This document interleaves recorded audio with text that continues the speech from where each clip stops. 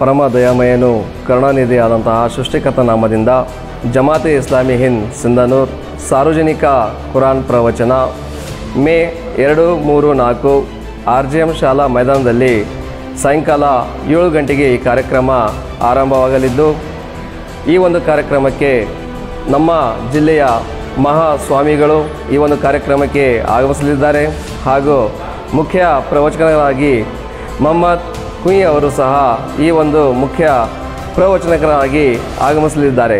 ತಾವೆಲ್ಲರೂ ಸಹ ನಗರದ ತಾಲೂಕಿನ ಎಲ್ಲ ಶಿಕ್ಷಣ ಕ್ಷೇತ್ರದ ಗುರುವೃಂದ ಈ ಒಂದು ಕಾರ್ಯಕ್ರಮಕ್ಕೆ ಆಗಮಿಸುವ ತಮ್ಮಲ್ಲಿ ಕೇಳಿಕೊಳ್ಳುತ್ತಿದ್ದೇನೆ. ಇಂದು ನಿಮ್ಮ ನೂರುದ್ದೀನ್, ಅಧ್ಯಕ್ಷರು, ಐಟಾ ಸಿಂಧನೂರು.